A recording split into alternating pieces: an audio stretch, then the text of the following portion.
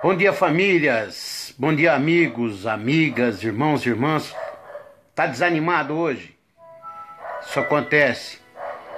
A gente sabe, principalmente quando acompanhamos o noticiário das manhãs, nos telejornais. Infelizmente, no Brasil já virou uma constante. O noticiário nunca é motivador. São muitos fatos relatados, investigações, operações. Parece que todos os dias nós temos uma surpresa inesperada. Mas não dá a sensação que você deita, faz as suas orações, acredita, mas logo imagina, amanhã, com certeza, algo de novo acontecerá. Mas é um algo de novo no velho, naquilo que já vem acontecendo há 40 anos. Por que eu digo isso? Chega a desanimar quando Rui Barbosa afirma, já naquele tempo, que de tanto ver injustiças, improbos, de tanto ver ladroeiras, né, o homem sentiria vergonha de ser honesto. Mas o homem não deve sentir vergonha de ser honesto. Ele deve se sentir, sim, bem consigo mesmo. Porque essa é a sensação que o homem tem que ser quando é honesto, quando é justo. Né? Nós somos cobrados, às vezes, por sermos honestos. Incrível, né? Somos taxados de idiotas, imbecis, trouxas, por sermos honestos. Ó, tá vendo aquele cara lá, ó? Aquele Cesário, é trouxa. É um imbecil, ele podia ter se aproveitado de 1000 situações, mas não. Ele preferiu ser honesto. Só que é por isso que hoje eu olho nos olhos da pessoa. Eu olho aqui, ó, nessa alternativa de mídia, com tranquilidade, com a consciência tranquila, com o sentimento de dever cumprido. Sabe? Eu não tenho consciência pesada. Eu olho para os meus filhos, eu olho nos olhos, eu cobro deles o que tem que ser cobrado. Porque eu tenho moral para isso, eu dei exemplo para eles. E bons exemplos. Eu me sacrifiquei, deixei muita coisa para trás, que eu poderia ter levado vantagens, mas eu não sei até que ponto essas vantagens seriam boas para mim e para a minha família. E bons exemplos para os meus filhos. Então eu não me arrependo. Então hoje eu vejo logo cedo, né? Estão roubando o Ministério da Agricultura. Estão roubando as santas casas. Estão roubando as penitenciárias. Ou seja, onde era para reeducar, os caras estão roubando. Olha a que ponto nós chegamos, a que ponto o Brasil chega. Então, isto é culpa da maioria? Isso é culpa do sistema? Não, isso é culpa do homem. Homem que não tem ética. Mas vejam, eles estão roubando o Ministério da Agricultura, mas ao mesmo tempo, homens que poderiam diminuir a porcentagem de impostos sobre produtos alimentícios vindos da terra, eles não fazem. Era uma atitude nobre, coerente, que ajudaria a combater a fome no Brasil, a pôr alimento na mesa do brasileiro a custos mais baratos. Mas eles não fazem. Então, enquanto uns estão roubando, outros também são omissos. Então, é inadmissível isso, gente.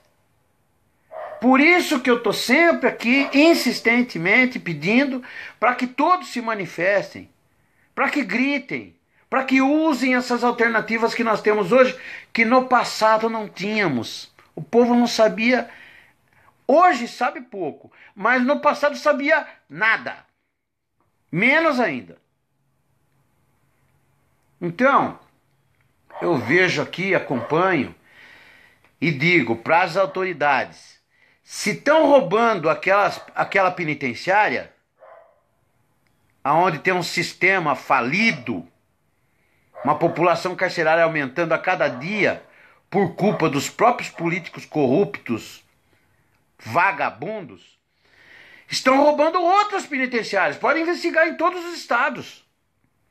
E eu estou dizendo isso com conhecimento de causa. Viu? Meu pai foi da Polícia Civil 35 anos. Eu sei muito bem como funciona o sistema prisional. Meu pai mostrou para mim, ainda quando era jovenzinho. Né? Por isso que me tornei polícia e hoje sou aposentado da Polícia Militar. Então vejam, estão roubando todas as penitenciárias. Em todos os estados, é só ir para cima. É só investigar. As Santas Casas estão roubando, estão desviando dinheiro faz, muito tempo. Né? Ministério da Agricultura, pode aqui no Brasil, seja qual for a instituição, vai para cima. Vai para cima, investiga, levanta, faz busca e apreensão de documentos. Pode crer, alguma coisa vocês vão encontrar. Podem crer, qualquer instituição, qualquer uma, seja da área de saúde, educação, segurança, pode ir para cima. Pode ir para cima que vocês vão encontrar. Agora, o que nós não podemos é perder a motivação. Isso não. Isso não. A motivação é o nosso combustível. Mas, Cesário, como buscar motivação com esse tipo de coisa? São tantas coisas acontecendo no mundo, são tantas coisas acontecendo no Brasil, são tantas coisas acontecendo no nosso seio familiar. Tem coisas que acontecem no nosso seio familiar que nos entristece, que às vezes contraria os nossos princípios e valores, que às vezes até nos deixa um pouco chateado porque nós passamos uma vida dando exemplos, nos sacrificando, mostrando o certo, o correto, que é preciso ter atitude, que é preciso ter gestos, né? Gestos que demonstram gratidão, né? Daquele aprendizado que se teve. Às vezes, dentro do nosso próprio seio familiar, nós encontramos situações desanimadoras. Mas, ao mesmo tempo, usando desta mesma mídia social, eu recebo uma postagem em que eu vejo um menino lutando pela vida numa cama de hospital, com essa maldita doença, que eu não vou sequer dizer o nome, lutando pela vida, fazendo as suas orações, pedindo orações para nós, de uma maneira geral, pela vida dele. Quando eu vejo um jovem lutando pela vida daquela forma, como eu posso me entregar? Como? Eu não posso me entregar. Quando eu vejo um jovem sem braços, sem pernas, numa postagem, já é antiga, mas toda vez que eu vejo eu me sensibilizo, motivando, dando o seu melhor, sabe? Se dedicando, dando o seu melhor para motivar um monte de gente saudável, com braços e pernas, com 1000 chances e oportunidades, com 1000 alternativas, um leque enorme de alternativas pela frente. Sabe? Eu não posso me entregar. E aí eu digo, você também não. Seja lá qual for o problema que você estiver vivendo. Você tem que resistir e procurar sempre o quê? Dar o seu melhor. É assim que você vai se sentir bem. Pode ter certeza. Aos jovens, a mensagem que eu passo é que vocês serão as alternativas positivas. Basta vocês quererem. Vocês serão os novos caminhos que o Brasil tomara irá. Os novos caminhos que o Brasil irá tomar, os novos rumos, os novos caminhos que o Brasil irá trilhar, dependerão muito de vocês jovens, vocês que de repente estão me vendo agora, ou ouvirão seus pais, né, aconselhando, os motivando, os animando, né, preparando vocês para a vida, sanando dúvidas. É assim que tem que ser. É assim que tem que ser. Então, vejam como é importante, né, a mídia social. Então, de repente, alguém posta alguma coisa ali e aquilo me mexe comigo, mexe com o meu coração, mexe com a minha sensibilidade. Como deve mexer com você? E aí nós percebemos que enquanto houver 1% de possibilidades, é preciso lutar. É preciso resistir. É preciso insistir naquilo que nós acreditamos, né? Então, gente, quando eu vejo uma família na minha cidade, uma cidade que durante uma gestão pública municipal passada foi tão criticada, vergonhosamente criticada, por redes televisivas, radiofônicas, escrita, por atos, por atitudes ilícitas contra o povo. Porque quando você está saqueando o cofre de uma prefeitura, você está roubando os impostos que são pagos dioturnamente, diariamente ali, ó, com sacrifício, né? Com sacrifício, com trabalho, né? Quando você vê uma cidade toda abandonada, e aí as críticas vêm, e você fica triste, porque você fala, estão falando da minha cidade natal. E foi só a gestão passada? Não, foram várias gestões. Tivemos gestões no passado que botaram fogo na prefeitura. Isso é culpa do sistema? Não, não, gente. Jamais vou acreditar nisso. O sistema é falho, é ruim. O sistema é falho em todos os segmentos. Um código penal que nós temos que é ultrapassado. É indigno, né? Uma Constituição Federal que você precisa revisar ela 60%. Então não é culpa do sistema, é culpa dos homens. Homens e mulheres. Quando eu digo homens, é num aspecto geral. É culpa da falta de ética. Ontem meu filho estava fazendo um trabalho sobre ética. E aí nós aqui começamos a bater um papo e discutir o assunto. E aí, obviamente, você já discorrendo o assunto começa a filosofar, né? Sobre ética.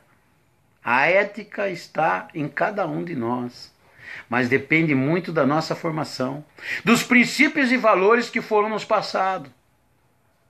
Por isso que a formação familiar é importante. Por isso que tem que se ter um bom alicerce familiar. E eu vou falar sobre isso numa outra postagem, por isso que eu não quero me alongar nesse assunto. Então, quando eu vejo uma família completando 60 anos na minha cidade, E eu aqui em São Paulo, assistindo isso, porque foi para o Brasil inteiro, eu fico enaltecido, eu me sinto orgulhoso. Poxa, aí sim, lá na minha cidade natal. E é um fator que eu considero importantíssimo diante do contexto que estamos vivendo. Importantíssimo. Podem ver que em todas as minhas postagens eu tenho reafirmado insistentemente no fator fortalecimento da família tradicional. Fortalecimento da família tradicional. Que alguns segmentos, inclusive da área televisiva, né, mais especificamente a Rede Globo, tenta desvirtuar. Eles tentam desvirtuar, mas quem que tenta? Quem são os que tentam? Não é a rede de televisão Globo. São as pessoas que prestam serviço para ela. Que de repente não acreditam mais no fator família. Ou no fator, pior ainda, no fator família fortalecida. Então quando a gente vê que uma família chegou aos 60 anos de convivência, aí nós entendemos melhor, dá para se entender melhor, através desse exemplo positivo, que vem da minha cidade natal, o quanto é importante o início, o começo. O quanto é importante a formação, a preparação, a orientação. Tudo é importante, cada detalhe, para que você tenha uma família forte, uma família que saberá conduzir o seu futuro com maestria, cada um fazendo a sua parte. O homem fazendo a sua parte, a mulher fazendo a sua parte, e obviamente os frutos desse casal, que são os filhos, também seguindo orientações, recebendo a educação primária, porque sem educação primária fica difícil com a educação secundária, que é a educação escolar e universitária.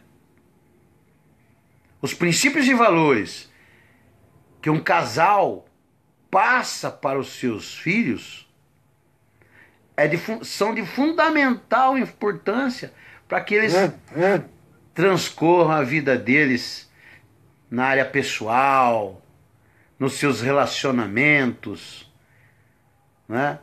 Na educação que eu chamo de secundária, que é a educação escolar, porque o professor não tem obrigação nenhuma em ensinar um jovem ou uma jovem a ter a educação básica. Muito obrigado, por favor, muito agradecido, né? Aquelas coisas do cotidiano, do dia a dia, posso ajudar? Conte comigo. Aquela coisa de sim senhor, não senhor, sim senhora, não senhora. É uma questão de respeito. Não é que outras coisas que tentam impor, não, é respeito. É saber cantar um hino nacional na sua íntegra, de maneira correta, e saber interpretá-lo, né? É saber respeitar a sua bandeira, a sua pátria. É ter civismo, né? Coisas que no passado nós praticávamos nas escolas, e depois uma Constituição que veio, o povo estava despreparado para isso, e essa Constituição se melhorou em algumas coisas, piorou em outras coisas. Mas piorou em coisas fundamentais. Piorou no que diz respeito aos quesitos da formação, da personalidade dos homens, das mulheres do nosso Brasil. Hoje eles assumem cargos importantes e, infelizmente, na sua grande maioria, eu não gosto de generalizar em hipótese alguma, porque existem as exceções, toda regra existe exceção, mas na sua grande maioria nos decepcionam. Agora, eu vou falar aqui para encerrar essa postagem de mais um quesito que nós temos que nos atentar para não desistirmos jamais. Gente, os vagabundos, os pilantras, os superfaturadores de obras, os lavadores de dinheiro, os grandes bandidos que desviam dinheiro público do nosso Brasil, graças a Deus, são minoria. São minoria, certo? Comparem a população brasileira com o número de bandidos que nós temos. Comparem a população brasileira com o número de criminosos que nós temos hoje no sistema carcerário brasileiro. Chega a ser um absurdo, mas é a minoriazinha. É 20%. É como eu digo da Polícia Militar, que é a instituição onde eu trabalhei 30 anos. Se você pegar 20% dela, dá mais de 20 mil pessoas fazendo coisa errada, não trabalhando, se envolvendo com a criminalidade. Enfim, praticando mil coisas. São mais de 20 mil pessoas. A instituição é muito grande, ela tem por volta de 105 mil pessoas trabalhando por ela, entre homens e mulheres. O Brasil é a mesma coisa. Então é sempre uma minoria. Uma minoria. Então nós não podemos desanimar porque nós somos a maioria. Eu acredito, eu creio muito nisso. Nós somos a maioria. Nós somos trabalhadores. Nós somos honestos. Nós somos, na grande maioria, cristãos. Nós somos fraternos. Nós honramos nossos compromissos. Nós pagamos os nossos impostos. Nós não podemos acreditar em nenhum minuto que nós estamos errados. A maioria. Errados estão eles. Eles estão errados. Então, se serve de motivação, de consolo, acreditem. Nós somos a maioria. E cabe a nós tomar as atitudes desde dentro de casa. Desde a nossa formação enquanto jovenzinhos. Dentro de casa, no nosso trabalho, no seio familiar, né? No nosso trabalho, na igreja, em todos os lugares, cabe a nós tomarmos as atitudes certas. Fazermos o que é justo e honesto. Darmos os devidos exemplos. Porque podem ter certeza, na maioria das vezes, aquilo que você vai estar fazendo, um jovenzinho vai estar olhando. Aquilo que você vai estar dizendo, um jovenzinho vai estar escutando. Aprendi muito isso nos meus 20 anos de escolas, públicas e privadas. Nas empresas, aprendi muito isso. Por isso que tem que tomar muito cuidado. Eu tomava muito cuidado, era detalhista, chegava ao ponto de ser perfeccionista.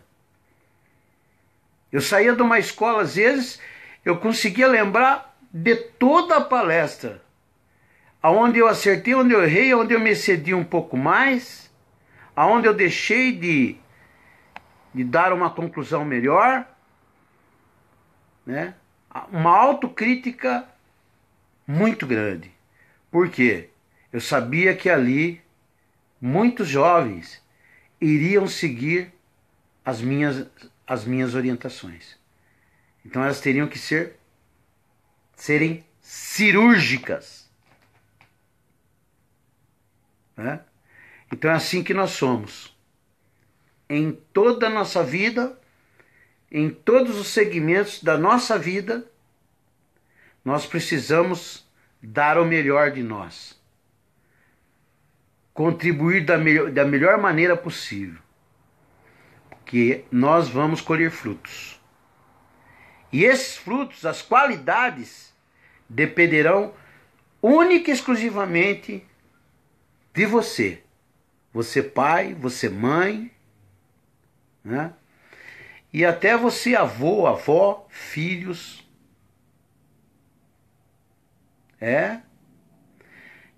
Então, gente, ânimo, coragem, vamos à luta. Que não pode é desanimar. Pessoal, se eu desanimo, caio em depressão, não adianta, aí vai morrer. Enquanto você poderia estar contribuindo, que é o que eu tento fazer diariamente. Contribuir informando, contribuir motivando e contribuir mostrando algumas coisas, né, que eu acho que devo mostrar e compartilhar com os meus amigos e amigas, com as famílias que a gente tá sempre interagindo. É assim que tem que ser. E se você tem a sua opinião, e se você quer expor essa opinião, passa para mim. Eu vou compartilhar ela. Eu vou ver, vou analisar, vou dar a minha opinião a respeito e vou compartilhar ela. Pode ter certeza disso. Tudo que for para o bem, nós estaremos contribuindo. Tudo que for para o bem. Agora, o que for para o mal, meu amigo, pau. Né? Para encerrar aqui essa postagem, quero dizer o seguinte. Eu vi uma postagem sobre o Marcelo Rezende pedindo orações. Eu nunca fui fã dele como profissional de televisão.